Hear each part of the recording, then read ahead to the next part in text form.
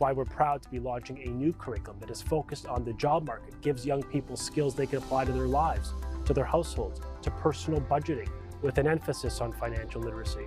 We're proud to be doing this because it gives every child an opportunity to succeed, including by de-streaming it and lifting up every student in our province so they can achieve their full potential. This has been a momentous occasion for the math curriculum in the province of Ontario. The last time the math curriculum was completed was in 2005. In the last 16 years, there's been significant changes in the conceptual understanding of mathematics for students in the province. Three of the major changes I think that this curriculum has as part of it are coding, financial literacy, and data literacy. We finally have a math curriculum to start students on an equal footing. So I'm really excited about this new math curriculum. We know that historically, Black students, Indigenous students, and even racialized students have experienced more than often being streamed into applied classes. And we have known what the detriments of that has caused students. A lot of those students did not graduate from grade 12. They felt like they were not being put into class that would give them the opportunity to enter careers where math was going to be a prerequisite. So now we're going back to the basics, something that teachers have called for many years. And the minister listened through public consultations, through phone calls, through virtual meetings. He listened and he understood what it is we've been asking for so long. Rote learning works, repetition works with students, ensuring that all students are starting on the same footing in grade 9, and then they can decide later on where they want to go within school and within their careers. We want young people to reimagine mathematics. I mean, here at the Civic Center Library, the architectural feat underscores the necessity for STEM education to lead the way. We want young people to be inspired, to see themselves reflected in their buildings, in their communities, and in the broader economy that is changing around us. That's why we're putting a heavy emphasis on financial literacy, on personal responsibility, on learning about the concepts of interest, of debt, of savings, of how to use a credit card, how to take out a mortgage or rent. These are life skills that are going to set students apart. It's what was missing in Ontario's curriculum that now students will benefit from today and in the future. At First Robotics Canada, we're really excited about these changes to the Ontario curriculum. The government is obviously making some really decisive decisions here to update that curriculum and help prepare the students for the future. Jobs of the future involve coding, robotics, engineering, data management. And at First Robotics Canada, that coding is really important for what we do. Coding the robots, getting them to perform on the field accurately and appropriately is really important. So we're really excited about these changes. I'm standing today in front of my own kid's school to talk about curriculum reform, STEM education, and manufacturing in Ontario. The sector today in Ontario employs 750,000 Ontarians making great products we use every day, from cars to robots to food to medicine. However, for the sector to grow and be prosperous, we need to make sure the next generation of workers are developed here at home and have the right skill sets. That's why we're pleased to support the Ontario government's moves to improve STEM education, to enhance mathematics and coding in grade 9. Thank you very much to the province of Ontario and Minister Lecce for your continued support for our sector to drive prosperity forward for Ontarians. Ontario's new math curriculum will bring math to life to every student. It's going to ensure we help them succeed, including racialized and Indigenous students, by breaking down those barriers by de-streaming the curriculum. It's going to support every student in Ontario through our 4-year, $200 million math investment to make sure students have the resources they need. That includes more access this summer to math tutoring for students in this province because we believe in their potential and we're going to invest in their success. Good afternoon. I want to just first off begin by acknowledging the tragic events that took place in London, Ontario this week. Canada needs to be a loving and safe place for all, and this demonstrates that we have more work to do. But I just want to express my solidarity with Muslims in London, where I proudly lived for 5 years, and really with Muslims around the country, and that our prayers are with the victims, the families, and the entire community. Thank you for joining us today and for allowing me to share exciting new news about our updated grade 9 math curriculum in Ontario. Believing in our students' potential and investing in their success, that was a fitting way to end the video. And I just want to reaffirm our government's unwavering commitments to helping all students reach their full potential and prepare them for the jobs of tomorrow, with an emphasis on real life learning the application of real-life learning of math to everyday situations, challenges, and problems. These are life and job skills that will give every child a competitive advantage when they graduate. Now, this includes how we've responded throughout this historic pandemic to the many challenges of COVID-19. In addition to focusing on student success, well-being, health, and safety has really always been our top priority. And while it's been a challenging school year for kids right across the country, our focus remains on protecting against the spread of COVID-19 and ensuring a safe, strong return to school in September as normal as possible for children and for staff. With vaccines now available for all students 12 and up and all educators and all staff in our schools, there is hope on our horizon. In the meantime, today, we're proud to be releasing the new grade 9 math commitment, following through on our commitment to the people of Ontario to improve math scores and numeracy within our classrooms and for the next generation of innovators, of entrepreneurs, and workers within our province. It represents the first major update to the grade 9 math curriculum since 2005. And I think it's fair to say that the world has changed, the economy has changed, the job market has changed, and so should the curriculum that informs and inspires your child. This curriculum will put students on a path of success through relevant learning with real-world applications, while also ending early streaming in this province. A new grade 9 math course is an important part of our commitments to end early streaming in Ontario secondary schools and support Black, racialized, and other students facing barriers. With a heavy emphasis on financial literacy, this is going to help young people make the best decisions for their lives and inform them about the skill sets that they need. With that, I'll turn it back to Caitlin and we'll take some questions. We'll go to the phone lines for questions. Just a reminder, it's one question and one follow-up. First question. Your first question comes from Randy Rath from CHCH TV. Randy, please go ahead. Sir, the Hamilton Wentworth District School Board sent you a letter recently asking to be able to have elementary grades back in the classroom for the last week of the school year. How are you going to respond to this letter? Yeah, thanks, Randy. We provided guidance to all school boards in the province of Ontario, guidance that was approved and developed in collaboration with the Office of the Chief Medical Officer of Health. We ask school boards to follow that guidance, and of course, if they have concepts or ideas that may go beyond it, to seek the approval of the local medical officer of health. At the end of the day, we all want to keep families safe, but we do believe, and the Premier has been clear, in finding innovative ways to celebrate the achievements of students who've really gone above and beyond this year, and I think they deserve our recognition. Follow-up? Well, I'm sorry, Minister, but that didn't really answer my question. My question was, will you allow in-class learning for the elementary grades during the last week of the school year for the Hamilton Wentworth District School Board? They say that the Regional Medical Officer of Health thinks that kids should be in the classroom. With respect to graduation ceremonies, if there is an intention to hold events and celebrate children outside, we provided guidance.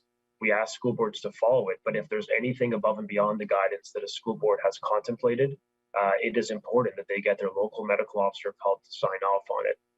At the end of the day, we want graduation ceremonies and celebrations to proceed outdoor in a safe manner, socially distanced, following the best public health advice to keep the family safe and the children safe themselves.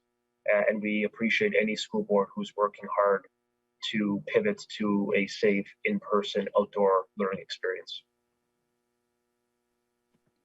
Next question. Your next question comes from Chris Rushowie from the Toronto Star. Chris, please go ahead. Thank you. I'm just wondering what specifically you're doing for teachers and students with regards to de-streaming, apart from the new curriculum. I'm thinking about supports and resources. Teachers already provide differentiated instruction, so I'm just wondering what will be different under de-streaming, which is a huge change for schools. Yeah, absolutely. This is part of our broader aim to lift up the performance and the opportunities for all students in the province. We were the only province in this nation that streamed as early as grade 9. This is part of our broader commitments to improve outcomes, graduation outcomes, and opportunities for post-secondary skilled trades and better careers for young people. So this is part of a broader aim of 4-year math strategy that we're investing $200 million. This year, $40 million is being dedicated specifically to support the implementation of the curriculum. When it comes to de-streaming, we've announced a series of actions to support at-risk, vulnerable, racialized, Black, Indigenous students in the province of Ontario, including a new investments we announced just on Monday to help complement the implementation, especially through the expansion of Black graduation coaches, which we've almost doubled. We have expanded access to tutoring. We've obviously taken action through the Learning Opportunity Grant, providing over $500 million of investments to school board to support staffing, as well as additional supports for children who are at risk. As you know, there's professional development being offered to our students right across the province of Ontario. And I think that de-streaming lens has been really critical by bringing all students together, a more inclusive learning environment. Yes, apply using the differentiated learning approach that educators have used, and the scaffolding approach where they're able to work with each individual student, identify needs, and build plans for them to support the implementation of a modernized curriculum that also emphasizes some of the key competencies that are necessary for young people. And the fact that this curriculum is more than 15 years old, I think underscores the necessity to ensure it is modernized and reflective of the job market and of the opportunities that exist post our public education system. So we've invested more through the Learning Opportunity Grants. There's additional funding through our grad coaches program. There's dedicated training when it comes to the equity, with an equity lens to really support students at risk, to help lift them up and give them great pathways for their success. Follow up? Yes, thank you. And just following up on Randy's question, because I wasn't 100% clear on your answer. I mean, the Premier's asked that schools hold outdoor grads and celebrations this month, and not many boards are saying that they can do it because of the time. Now you've got a board, the Hamilton board, wanting to go even further and have kids back for a week, elementary kids. So are you going to allow that return? Because it goes beyond just a one-off end-of-year celebration. Yeah, the Premier's request has been to find ways to celebrate student achievement, especially for those graduating and fulfilling those milestones. The spirit of that request was to find an opportunity at the end of the year for children to return in a safe manner with the concurrence of the public health unit. Obviously, we've received the letter. The guidance we've asked school boards to follow is to conduct outdoor, in-person celebrations. That this particular initiative, obviously will require the consent of the local medical officer of health, because it is different than what was asked, to be fair. But obviously, we'll continue the discussions with Hamilton and with the local medical officer of health, because at the end of the day, we just want to make sure kids can be celebrated in some way. And we'll work with any school board that is thinking outside the box in this respect. Next question. Your next question comes from Holly Mackenzie Sutter from the Canadian Press. Holly, please go ahead. Hi, I'm just wondering if you can go over what's going to change for other students in grades 10 to 12 now that the new grade 9 course is taking effect. In the context of streaming, if that's what you're referring to, the government has announced our commitment to the de-streaming of the grade 9 math curriculum. There will be further announcements in the context of other potential de-streamed courses. What I can confirm is that there's a continuum of learning really from our grade 1 to 8 curriculum into our grade 9 curriculum. You will know that the new grade 1 to 8 curriculum we announced last year around this time really included some foundational changes, given that that curriculum, like the grade 9 curriculum, it was 16 years old and really obsolete and outdated from the core skills that we think young people need. In this curriculum, there's a heavy emphasis on financial literacy. It's now mandatory, whereas in the grade 9 curriculum, it included examples, but not a mandatory learning component. We have made that the case, a heavy emphasis on coding, which we think is incredibly relevant to the job market. We've also taken action to ensure there's an emphasis on the skilled trades, which is something that is unique and much greater emphasized in this curriculum. the overarching aim of this grade 9 math curriculum is giving young people the ability to apply theory into their daily lives. For example, they're now going to need to produce a budget that will have, they'll have to modify the budget based on different assumptions and changing variables. They're going to have to produce a real example, a real life budget for themselves. And I think it's this type of learning that distills the knowledge down to everyday life, everyday problems we have to solve. That's going to be, I think, provide a significant improvements to the curriculum young people learn to help them get jobs in the future, but also help them to manage their personal finances, making financial literacy a pillar of this curriculum. And that will continue on in the grade 10 and 11 and 12 curriculum as well. So that there's a heavy emphasis on that in the elementary curriculum that continues now into the grade 9.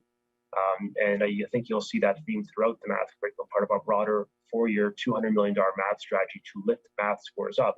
Because respectfully, under the former government, we saw math scores, decline or at best stagnate. And that's unacceptable when the majority of grade 6 students in this province were not meeting the provincial math standards. So we put a major emphasis, a 4-year, $200 million math plan. We provided significant resources, over $550 million through the Learning Opportunities Grant, which I already announced through the Grant for Student Needs. We are providing resources, expanded tutoring, the largest summer learning program in Ontario history this summer to help reach more children and help them prepare for their journey in learning and for this new curriculum, which I think is going to set them up for long-term success. Follow-up? Yeah, I wanted to know if you have more information on the timeline and plan for ending streaming and other courses, like if you're going to take it, one course every year, if it's only going to be grade 9, and just looking for any more details you can share on kind of what's next with this de-streaming plan. Streaming in Ontario is unique in this country. We're one of the only jurisdictions in the OECD that streams in grade 9. Remember, it has disproportionate impacts, adverse impacts on Black, racialized, Indigenous students, disproportionate levels of children being streamed down. And I think that was a data point that was concerning for so many. Why weren't more young people from these communities on a path in the academic stream? And so by eliminating that choice and by providing all students in an inclusive learning environment, we think with the additional resources provided, equity supports, it's going to make a big difference in improving the math scores of those at risk, while also maintaining the integrity and the high standards for those children that were excelling. We think that that could really provide an enriching learning environment by integrating those students together, and obviously by supporting them with the additional resources announced part of our math strategy. So we believe this has been important in grade 9. We also believe that our work must continue on de-streaming. We're listening and working with partners within a variety of communities who've been adversely affected by streaming to understand what more we can do. My instinct is to go further and to continue our actions to improve the opportunities and really give young people, particularly from some of the racialized and Black, Indigenous communities of our province, greater pathways to success. And so we're excited to be doing this with the grade 9 math curriculum. We made this commitments to families and students who really felt ignored for many years under successive governments. So we're proud to be doing this today. And I think we'll continue our actions to fight racism, discrimination, and improve the lives of children from racialized families in Ontario. Go to the next question, and this will be the last question. Your last question comes from Nicole Lampa from CTV News Kitchener. Nicole, please go ahead. Hi, Minister. Getting back to the outdoor celebrations, one teachers union says that being able to pull off the celebrations at the last minute requires resources, and they say this could further create stigma between the have and have-not schools, further impacting the mental well-being of students in what has already been a chaotic year. Are you forcing school boards to hold these celebrations, and will you be providing guidance for equal celebrations? We provided guidance to all school boards in this province, encouraging them to innovate and find a safe way to honor children and student achievement. There are concepts we've heard of parents driving into to the school in groups. The student exits the car. Everyone cheers and honks, socially distanced. They take a photo. They still have that opportunity to be with their principal and teacher, socially distanced, get their diploma, and then get back into a safe space. I mean, there are ways to do this that really require nominal or no cost at all. At the end of the day, we are looking for ways to let kids see their peers in a safe manner. That's what we're hoping to achieve, so long as it is safe. And we've provided guidance that have been reviewed and supported by the Office of the Chief Medical Officer of Health. So we have confidence it can be done. And we really hope school boards will do everything humanly possible, move every mountain to help these kids and celebrate them after what's been obviously a very difficult past year. Follow up, and this will be the final question. So a consultation process has begun for changing the name of a high school in Waterloo. It's named Sir John A. Macdonald. What talks are taking place at the ministry level to change the names of schools like Sir John A. Macdonald or Ryerson, because these individuals had a role in creating the residential school system? Can we see this process expedited and become a priority? And will we see an update to bring in more education about Canada's Indigenous culture and truth about residential schools? Yeah, I appreciate the question. It's quite obvious that we must continue our work as governments in reconciliation with First Nation, Inuit, Métis peoples of this country. And what took place within the residential schools in that era is a dark chapter in Canadian history. And I think we all, as I noted off the top, are deeply disturbed by the findings. With respect to our commitment to ensuring that young people today and in the future continue to learn about the rich culture, language, and identity of our First Nation, Métis, and Inuit perspectives, we have ensured that through grade 4 to 8, as well as in grade 10, that there is mandatory learning with respect to residential schools and treaties, and including the broader themes around history, culture of our Indigenous peoples. Obviously, we're working to build upon that. In fact, earlier this year, this calendar year, our ministry reached out to Indigenous partners and experts about ways by which we can further strengthen Ontario's curriculum with respect to Indigenous history and greater sense of knowledge on residential schools. And so this is part of our broader commitment to truth and reconciliation. We take this seriously and working in partnership with Minister Rickford, and that will continue. Certainly, that'll continue over the coming months. Thanks, everyone. Okay, thank you all.